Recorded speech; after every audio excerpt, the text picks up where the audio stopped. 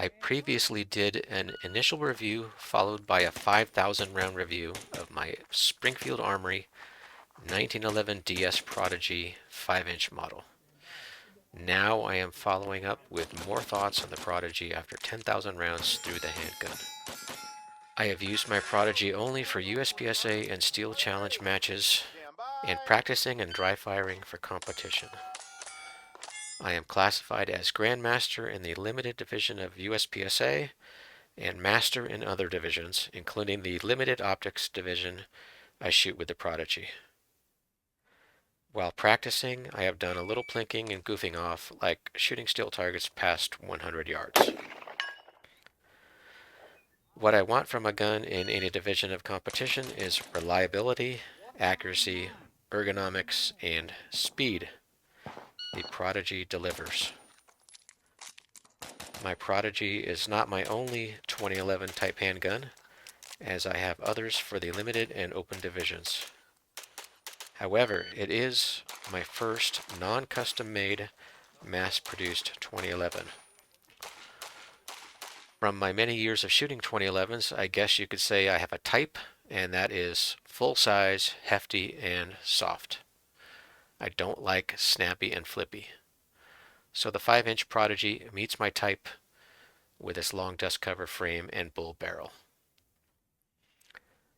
In my first Prodigy video, you can see I replaced many parts with spares from my inventory and a few new purchased parts. It is no longer the same handgun out of the box, but this is not a stock gun review.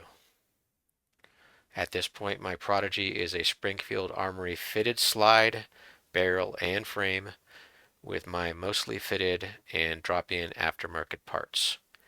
The only original parts are the frame, slide, barrel, and related parts, plunger and related parts, and ejector and pin. I have tracked and logged every round fired, every modification, and every malfunction. Nothing is broken yet. The rear sight came loose from the optic plate, so I just removed it. The fiber optic came loose from the front sight and eventually disappeared, and I just removed the front sight.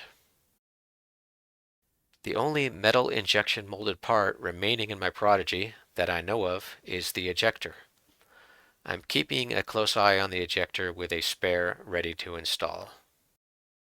The Prodigy shows no signs of abnormal wear. The usual parts that rub together are getting shiny and smooth.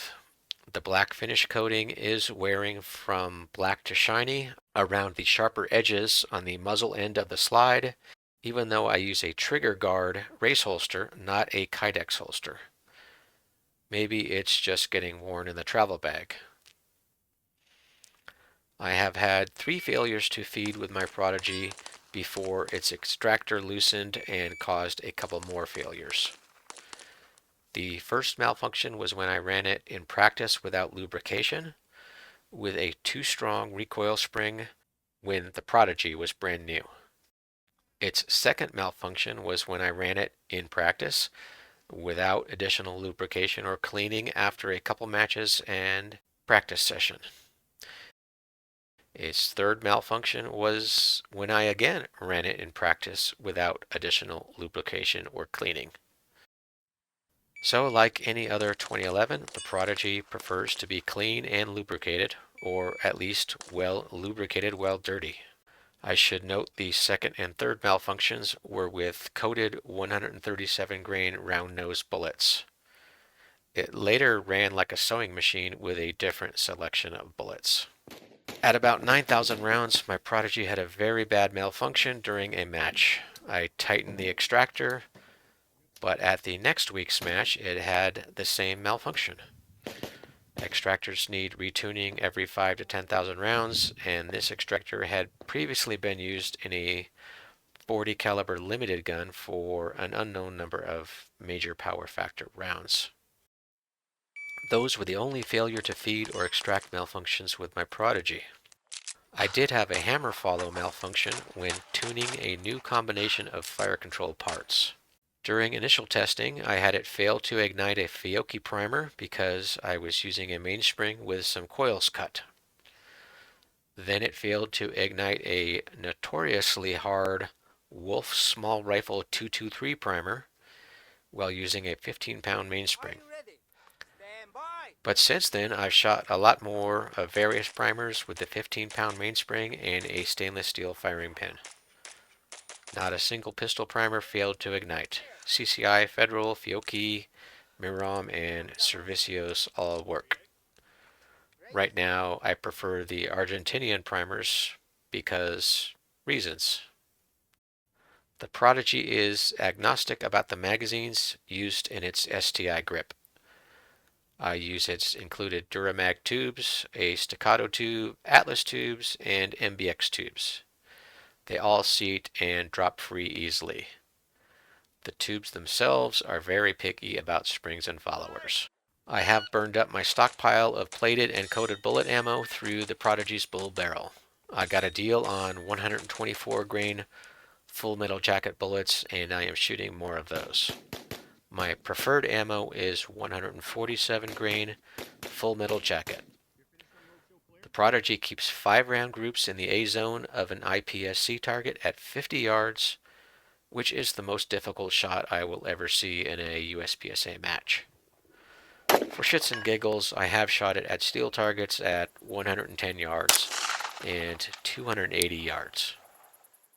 The Prodigy's accuracy likely comes from the fact its barrel locks up tightly to its slide, with still no movement at the muzzle or hood at 10,000 rounds.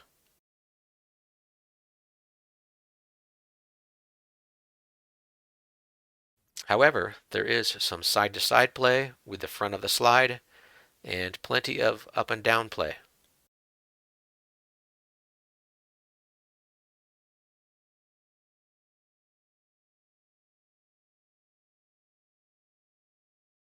But not as much at the rear where the slide is closer to the frame rails. When making the 5,000 round review, I had not settled on a grip. At various times, I used the SV stainless grip and a STI polymer grip. I have since settled on the plastic grip with the plastic mainspring housing and stainless magwell. The stainless grip is too heavy, and the Prodigy feels dead when shooting it. The loaded indicator notch in the barrel is less of a problem than I thought it would be. Maybe I use less lube now than I did before, and that's why the red dot lens doesn't get obscured with oil and soot. I used a Holosun 507 comp for over 8,000 rounds. Its right mounting screw will come slightly loose from the plate in a heavy practice session in the summer heat. It's almost like it wants to back out to a happy set torque position without coming fully loose. Now that I've just left it in that position, it hasn't loosened. The Springfield AOS mounting plate itself has been solid since that one loose screw early during testing. I was dismayed by the lack of Seymour RTS footprint plates for the Prodigy.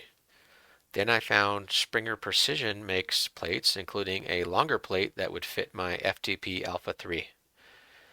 It just required filing and sanding down some extraneous posts on the plate. I have been using the Springer FTP combination since the 9,000 round mark because I prefer a basic dot to any of the annoying Holosun reticle options. 9,000 rounds ago, I felt the Prodigy was the best value for a USPSA Limited Optics 1911 double stack, or 2011. Now at 10,000 rounds, I still don't see any worthy challengers. All the other value-priced guns have flaws that put them out of the running. Short barrel, bushing barrel, stupid sight cut, whatever.